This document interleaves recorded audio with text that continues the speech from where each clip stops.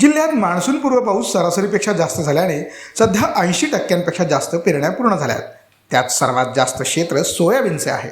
गतवर्षीपेक्षा यावर्षी पेरण्या लवकर सुरू झाल्याने तूर, उडीद या क्षेत्रातही मोठी वाढ झाल्याची माहिती माने यांनी दिली.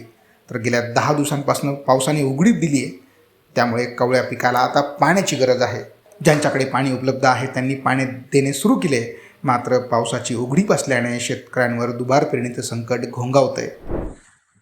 कसं आहे सध्याची कंडिशन बरी आहे, पण पावसाची जरूरत असते आणि सध्या वातावरण काही तयार होणे झाले, पिकं तोंडाला आलेली आहेत आणि मान्सूनच्या आधीचा पाऊस झाल्यामुळं पेरी झाल्या ना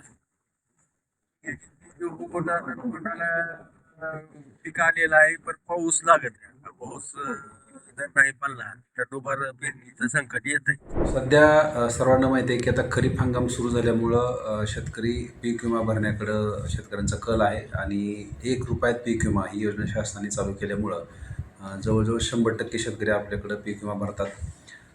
सध्या CSC केंद्रावर तेवढी पीक विमा भरण्यासाठी गर्दी दिसत नाही, परंतु शेतकरी बांधवांना या निमित्तानं माझं आव्हान असेल, आपली शेवटची तारीख 15 जुलै आहे.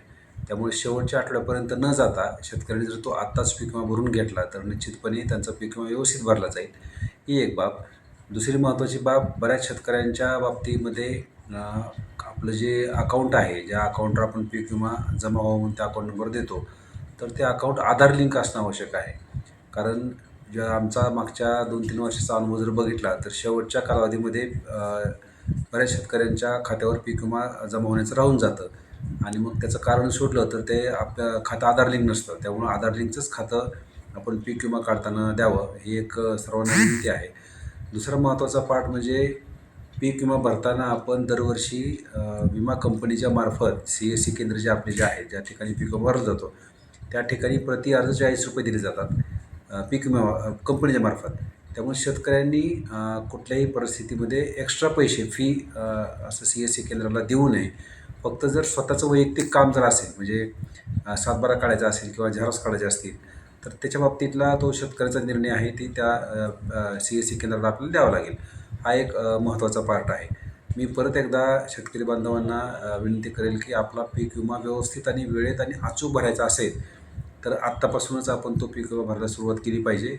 शेवटच्या कालावधीमध्ये 15 जुलैच्या आसपास जर आपण गेलो तर मग सर्व लोड येतो, सर्व डाऊन होतो आणि मग काही ठिकाणी पीक विमा भरण्यापासून शेतकरी वंचित राहू शकतात.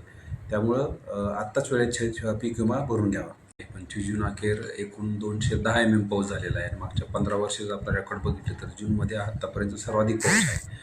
म्हणजे जे जूनची सरासरी 126 mm आहे, त्याच्या आधीच आपल्याला 210 mm पाऊस झालेला आहे.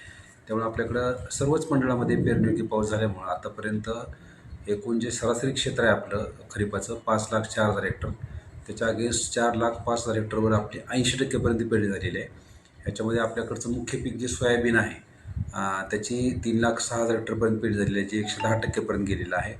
याशिवाय यावर्षी सर्वांना माहीत आहे की तूर, मूग आणि उडीद या तिन्ही पिकांचं क्षेत्र वाढण्याची शक्यता आहे. कारण मागच्या वर्षी जूनमध्ये खूप उशिरा पाऊस सुरू झाला होता आणि उडीद आणि मुगाचा पेरणी कालावधी निघून गेला होता.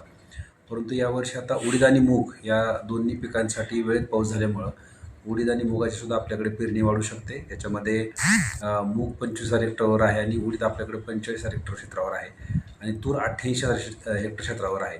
अजूनही आपल्याकडे पेरणीचा कालावधी आहे. काही ठिकाणी वापसा नसल्यामुळे सुद्धा आपल्याकडे पेरणी थांबलेली आहे. परंतु निश्चितच मागच्या 5 वर्षाची जर तुलना केली तर यावर्षी पाऊस आणि पेरणीचा जो काही हंगाम आहे तो आपल्याकडे वेळेत सुरू झालेला आहे.